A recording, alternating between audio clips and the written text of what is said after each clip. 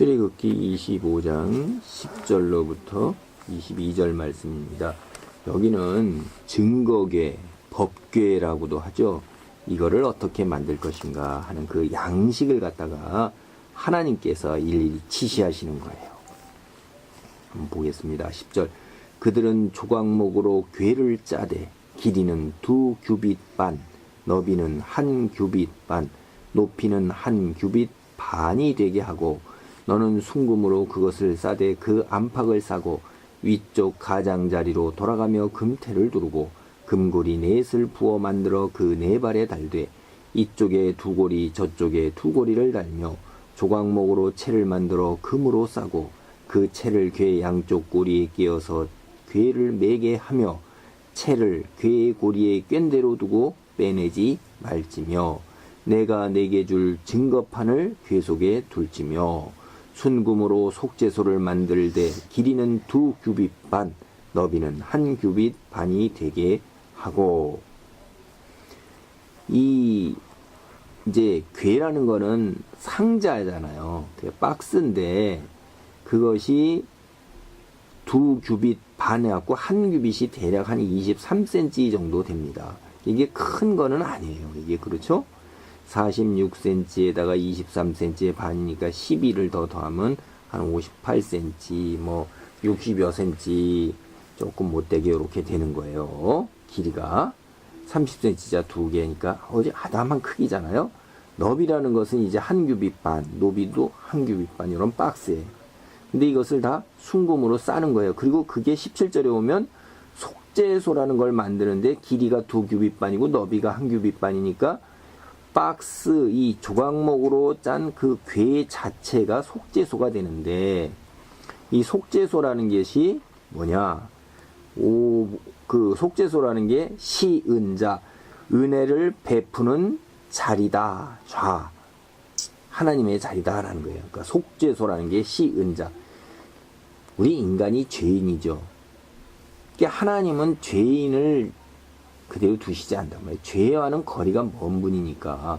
그래서 그 죄를 사해야 돼요. 그 죄의 용서함을 받는 자인데 누구한테 용서함을 받아요? 하나님께 용서함을 받잖아요. 하나님이 창조주이시고 하나님이 절대자이신 한 분이니까 그분이 죄라고 그러면 죄고 죄가 아니라고 하면 죄가 아닌 거예요. 하나님이 기준을 딱 세우셔갖고 그 기준에서 어긋나는 거는 다 뭐죠? 그게 죄예요. 근데 인간이 하나님이 세우신 기준에 충족하면서 살 수 있는 것은 불가능한 거예요, 인간이.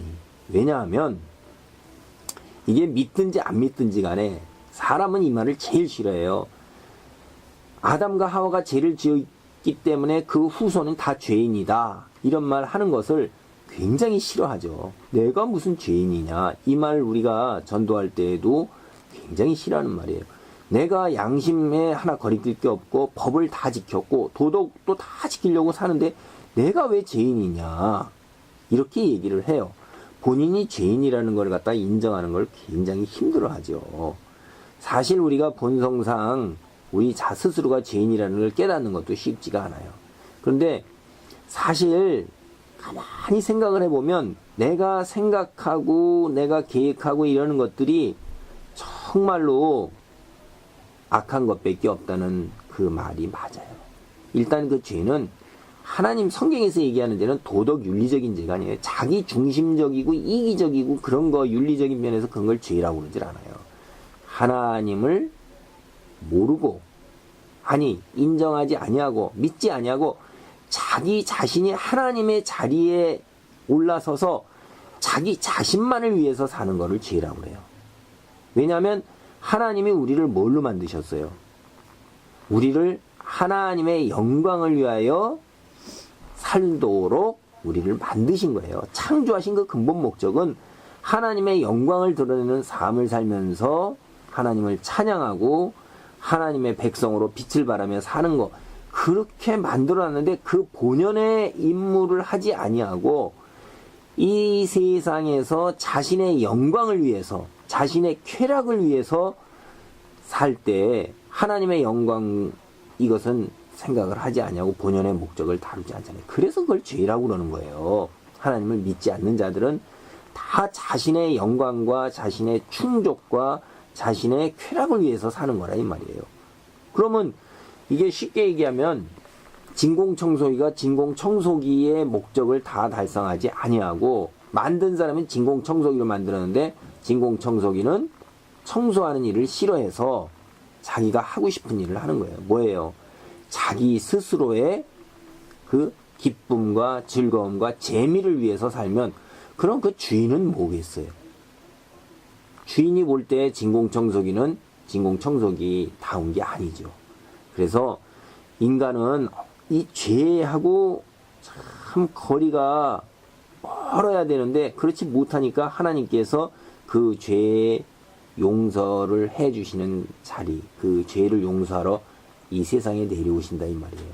1년에 한 차례 내려오시는데 그것이 앞으로 있을 그 법계 그 윗자리 속죄소라는 곳에 내려오셔요.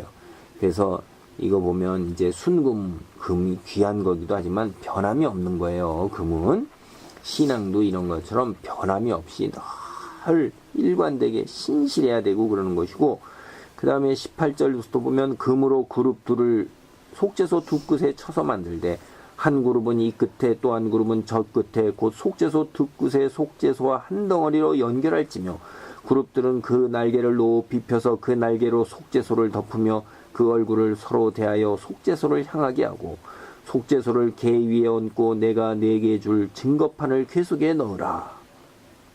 하나님이 임하시는 곳에 그 그룹이라는 것은 천사들의 여러 이제 그 직무가 달라요.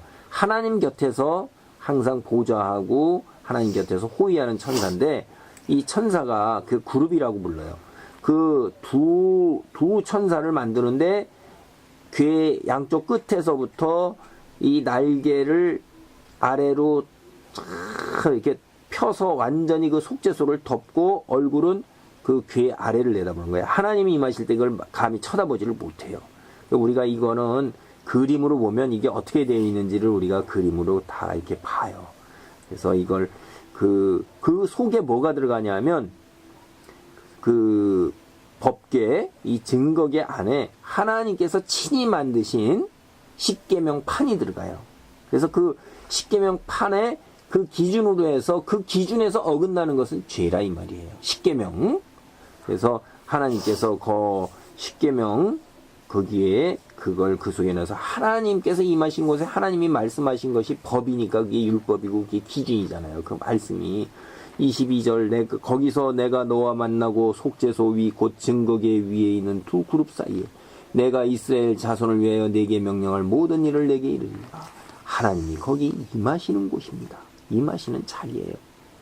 하나님이 이렇게 말씀하시고 약속하셨기 때문에 그곳에 임하셔서 인간의 죄를 용서해 주시고 하나님과 언약을 맺은 것을 계속해서 유지해 나갈 수 있도록 구원으로 인도하시는 하나님의 그 은혜를 계속해서 누릴 수 있도록 이렇게 하나님께서 제도를 만드시는 거예요. 오늘날 이 법궤가 어디 있는지 모르기 때문에 잃어버린 법궤를 찾아서 뭐 이런 영화도 있어요. 그래서 이 법궤가 어디 있는지 모르지만 이 법궤가 의미하는 바가 뭐냐. 하나님이 이 땅에 임재하셔서 인간의 죄를 용서해 주시기 위해서 이 땅에 내려오시는 것이고 그로 말미암아서 우리는 오늘날까지 하나님께 나아갈 수 있는 은혜를 얻게 된 거예요. 이 여기에 뿌려지는 피가 예수 그리스도의 피로 이제 대신해서 영원히 단번에 매년 되풀이되는 것이 아니라 영원히 단번에 이제 완성이 된 것입니다. 이런 것들이 다 뒤에 올 것의 그림자요 모형인 것입니다. 이 잘 이런 말씀을 읽고 그 말씀이 주는 깊은 의미를 깨닫고 은혜 안에 머무시기 바랍니다. 아멘.